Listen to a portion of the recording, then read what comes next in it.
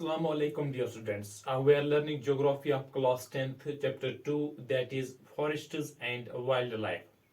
Our today's topic is conservation of forests and wildlife in India.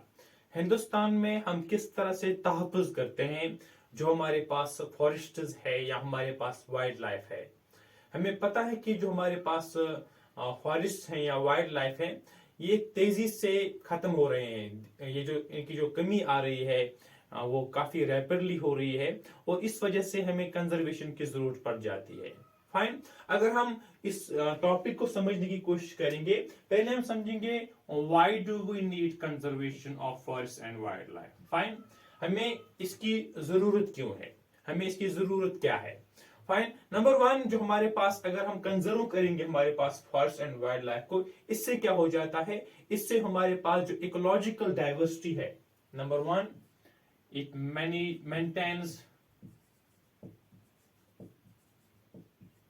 maintains the ecological diversity।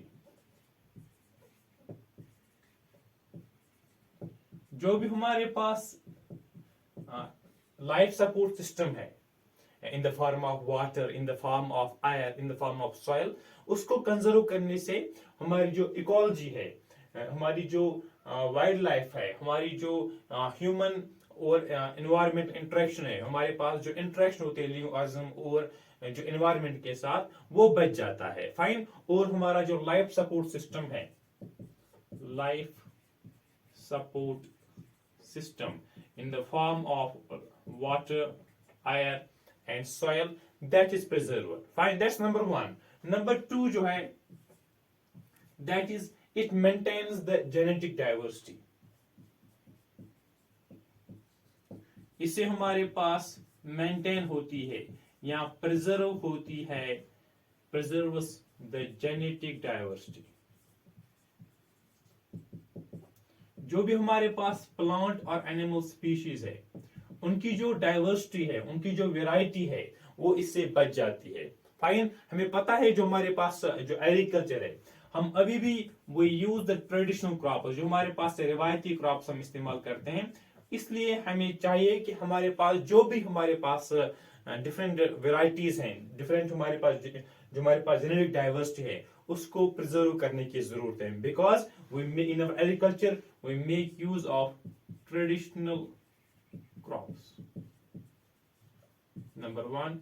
Number second example जो होगी, जो हमारे पास fisheries है, जो हमारे पास मछलियों के जो हमारे का डिपार्टमेंट है, जो फिशरीज का डिपार्टमेंट में, इसमें भी हमारे पास, क्योंकि इसमें भी हमारे पास जरूरत है, जो हमारे पास एक्वेटिक लाइफ है, जो हमारे पास डिफरेंट एक्वेटिक स्पीशीज है, उनको हमें प्रिजर्व करने की जरूरत है, ताकि जो हमारे पास फिशरीज हैं वो महफूज रह सके।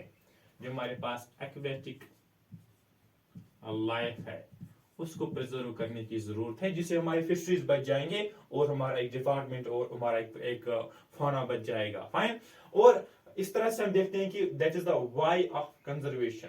Why do we need conservation. अब हम बात करेंगे कौन कौन से स्टेप्स हमारी जो गवर्नमेंट है, कौन कौन से स्टेप्स उठाए गए हैं, जिससे किस लिए, ताकि हम हमारे पास जो फॉरेस्ट एंड वाइल्ड लाइफ है उसको प्रिजर्व किया जा सके। फाइन, तो इसमें जो पहला काम जो उन्होंने किया, बहुत सारे जो हमारे पास कंजर्वेशनिस्ट थे या जो हमारे पास एक्टिविस्ट थे, उनने डिमांड की इन 1950 60s 70s, उनने ये डिमांड रेज की कि हमारे पास we should have overall a national program, हमारे पास एक प्रोग्राम होना चाहिए जिसकी वसादत से हम हमारे पास जो वाइल्ड लाइफ स्पीशीज है उनको प्रिजर्व किया जाए। इसलिए हम देखते हैं कि बिकॉज ऑफ देयर एक्टिविज्म, हम देखते हैं कि we have wild life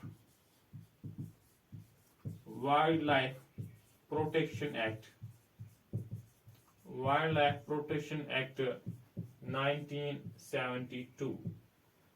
fine, ये वाइल्ड लाइफ प्रोटेक्शन एक्ट जो है इसको इंप्लीमेंट किया गया 1972 में, और इसमें क्या कहा गया कि हमें हमारे पास जो स्पीशीज है उनको प्रिजर्व करने की जरूरत है, उनको प्रोटेक्ट करने की जरूरत है। और इन्होंने क्या किया, they made a list of protected species, list of protected species. उन्हें लिस्ट मुरतब किया कि ये स्पीशीज हैं इनको हमें प्रिजर्व करने की जरूरत है, इनको हमें महफूज रखने की जरूरत है। और उनने इसके अलावा ये कहा जो भी हमारे पास स्पीशीज है जिनको खतरा लाक है कि इनकी जो पॉपुलेशन है वो डिमिनिश हो रही है, वो कम हो रही है, इसको हमें कैच करने की जरूरत है, हमें इसको में रोक लगाने की जरूरत है। और उन्होंने कहा कि हमारे पास जो भी स्पीशीज है which are at the verge of extinction और विच आर इंडेंजर्ड, तो उनकी जो हमारे पास है, जो हमारे पास इंडेंजर्ड स्पीशीज है, इनकी जो हंटिंग होती है, इस पर रोक लगाना और इनका जो हैबिटेट है, हैबिटेट प्रोटेक्शन देना। Fine. Number 1 hunting, number 2 wild habitat production, and number 3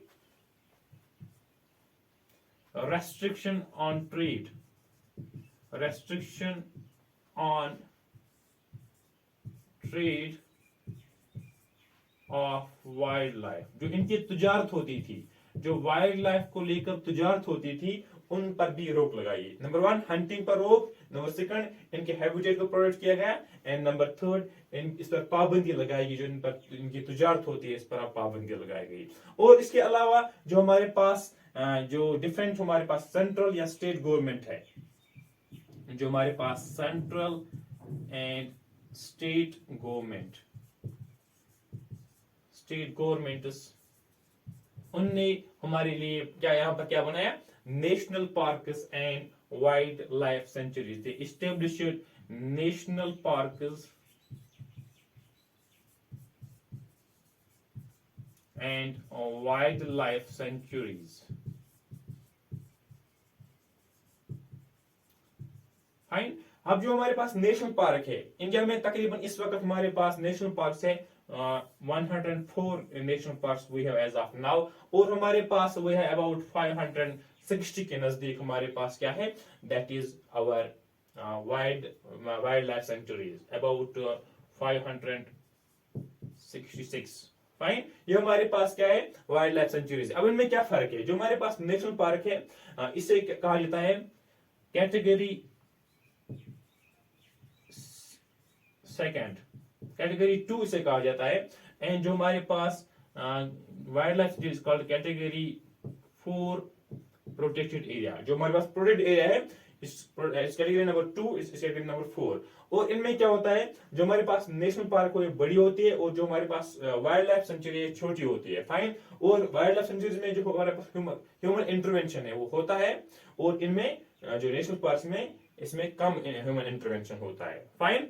और जो हमारे पास नेशनल पार्क है इसको डाउनग्रेड नहीं किया जा सकता, इसको वाइल्ड लाइफ सेंचुरी नहीं बना सकते हैं, लेकिन हमारे पास जो वाइल्ड लाइफ सेंचुरी है इसको अपग्रेड किया जा सकता है, it can be made into A national park. Fine. ये हमारे पास थी, हमने सेंट्रल गवर्नमेंट और स्टेट गवर्नमेंट ने एस्टेब्लिश की national parks and wild life centuries. इसके अलावा जो हमारे पास गवर्नमेंट है उन्होंने क्या किया, उन्होंने डिफरेंट कंजर्वेशन प्रोग्राम्स लॉन्च किए। कंजर्वेशन प्रोग्राम्स, जो हमारे पास सेंट्रल गवर्नमेंट है उन्होंने काम किया, उन्होंने कंजर्वेशन प्रोग्राम्स या प्रोजेक्ट्स को लॉन्च किया। या इसमें उन्होंने different projects like project tiger, one horned rhinoceros, one horned rhinoceros, fine, Kashmir steak,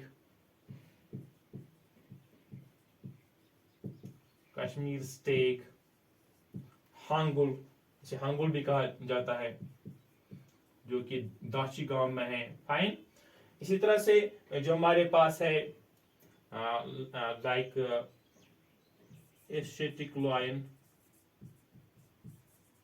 और हमारे पास जो क्रोकोडाइल्स है, क्रोकोडाइल्स जैसे हमारे पास फ्रेश वाटर क्रोकोडाइल है, साल्टी वाटर क्रोकोडाइल है या घारियाल, इनके लिए भी हमारे पास था प्रोजेक्ट्स लॉन्च किए। Fine. Project tiger, one horn rhinoceros, Kashmir stag के लिए अलग। फाइन। और इस तरह से इनको कंजर्व करने की कोशिश की गई। फाइन। इसके अलावा फिर ये बढ़ गई, इनकी तादाद बढ़ गई। फिर हम देखते हैं कि जो हमारे पास जो इंडियन एलिफेंट है, या हमारे पास ब्लैक बक है, या हमारे पास बहुत सारे जो स्पीशीज उनके लिए भी डिफरेंट प्रोडक्ट्स आई इनके बाद।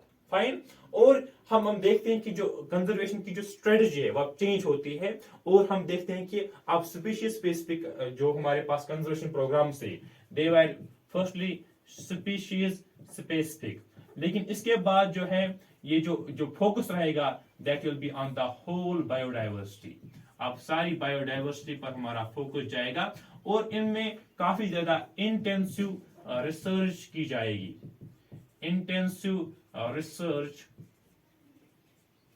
फॉर कंजर्वेशन, बहुत ज्यादा हम देखते हैं कि इसके लिए रिसर्च की जाती है ताकि हम मुख्तलिफ तरीके इख्तियार कर सकें, ताकि हम बेहतर तरीके से जो हमारे पास फॉरेस्ट एंड वाइल्ड लाइफ है इसको हम प्रोटेक्ट कर सकें। ये हमारे पास तरीके हैं वो बदल रहे हैं ताकि हम ज्यादा से ज्यादा स्पीशीज को प्रोटेक्ट कर सकें।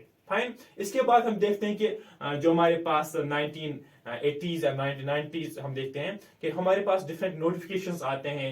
जैसे अगर हम बात करेंगे 1980 में या 1986 में, हम देखते हैं कि जो हमारे पास डिफरेंट जो हमारे पास मॉस्किटोज हैं, मॉथ्स थे या ड्रैगन फ्लाई, तो हम देखते हैं कि बीटल्स वगैरह जो हमारे पास 1980 या 1986 में हम देखते हैं कि जो हमारे पास वाइल्ड लाइफ प्रोटेक्शन एक्ट के अंदर ही हमारे पास नोटिफिकेशन आ जाती है कि हमारे पास डिफरेंट मॉस्किटोज है, butterflies are there, butterflies, moths, dragon fly.